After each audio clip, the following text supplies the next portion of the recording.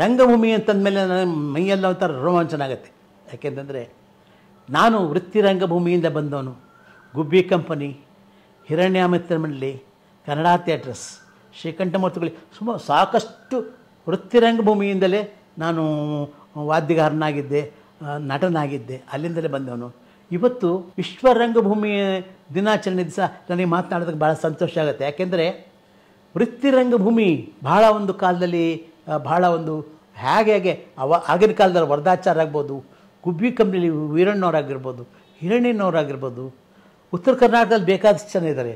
ಆ ಹಿರಿಯರೆಲ್ಲ ವೃತ್ತಿ ರಂಗಭೂಮಿನ ಸಾಕಷ್ಟು ಕಷ್ಟಪಟ್ಟು ಬೆಳೆಸಿದ್ದಾರೆ, ಅನೇಕ ಕಷ್ಟಗಳನ್ನು ಅನುಭವಿಸಿದ್ದಾರೆ. ವಿಶ್ವ ರಂಗಭೂಮಿ ದಿನಾಚರಣೆ ದಿವಸ ನಾಟಕ ಅಂದರೆ ಈ ಜಗತ್ತಿನ ನಾಟಕ ಬರೆದವನು ಯಾರಪ್ಪ?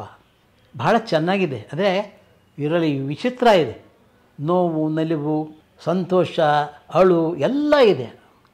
ಇದನ್ನು ಮಹಾಂತೇಶ ಶಾಸ್ತ್ರಿಗಳು ಈಗೊಂದು 54 ವರ್ಷದ ಹಿಂದೆ ಒಂದು ನಾಟಕ ಬರೆದಿದ್ದರು. ಆವಾಗ ನಾನು ಹಾರ್ಮೋನಿ ಮಾಸ್ಟರ್ ಆಗಿದ್ದೆ, ನಾನು ನುಡಿಸ್ತಾ ಇದ್ದೆ. ಅದನ್ನು ಹೇಳ್ತೀನಿ, ಭಾಳ ಚೆನ್ನಾಗಿದೆ ಅದು. ಯಾವ ಕವಿ ರಚಿಸಿದನು ಈ ಜಗದ ನಾಟಕವ, ಜೀವದ ಜೊತೆ ಭಾವ, ಶೋಕದ ಜೊತೆ ಸುಖವ, ಜೀವದ ಜೊತೆ ಭಾವ, ಶೋಕದ ಜೊತೆ ಸುಖವ, ಯಾವ ಕವಿ ರಚಿಸಿದನು ಈ ಜಗದ ನಾಟಕವ. ಕೋಗಿಲೆಗೆ ಕರಿವರ್ಣ,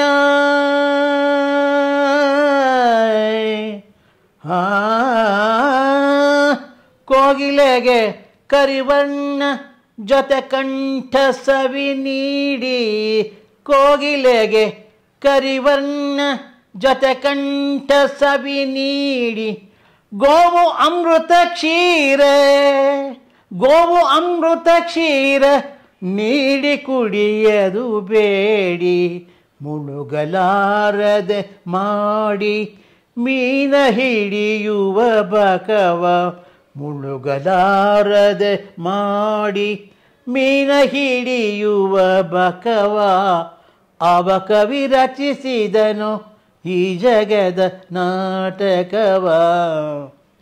ಜಿಪುಣನಿಗೆ ಸಂಪದ, ಉದಾರಿಂಗೆ ಬಡತನವ, ಜಿಪುಣನಿಗೆ ಸಂಪದ, ಉದಾರಿಂಗೆ ಬಡತನವ, ವಿಪುಲ ಸುಖ ಜಾರಿಣಿಗೆ, ವಿಪುಲ ಸುಖ ಜಾರಿಣಿಗೆ ಸಾಧ್ವಿಂಗೆ ಸಂಕಟವ, ಈ ವಿಡಂಬನ ಅತಿ ವಿಚಿತ್ರ ಜೀವನ ಜೊತೆಯ ಅವ ಕವಿ ರಚಿಸಿದನು ಈ ಜಗದ ನಾಟಕವ.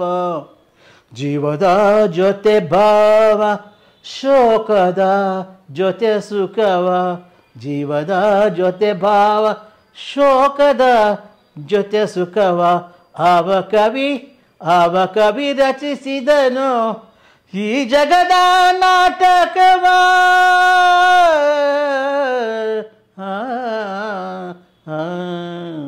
ಆ ವಿಶ್ವರಂಗಭೂಮಿಗೆ ಎಷ್ಟು ಜನ ಕಷ್ಟಪಟ್ಟಿದ್ದಾರೆ ಆಗಿನ ಕಾಲದಿಂದ. ಹೇಳಿದ್ರು ಗತ ಕಾಲದಿಂದ ಈ ಕಾಲದವರು ಯಾರ್ಯಾರು ಎಷ್ಟು ಕಷ್ಟಪಟ್ಟಿದ್ದಾರೆ, ಅದನ್ನೇ ವೃತ್ತಿಯಾಗಿ ತೊಗೊಂಡಿದ್ದಾರೆ.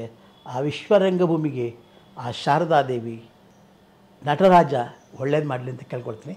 ವಿಶ್ವರಂಗಭೂಮಿಯ ದಿನಾಚರಣೆಯ ಶುಭಾಶಯಗಳು.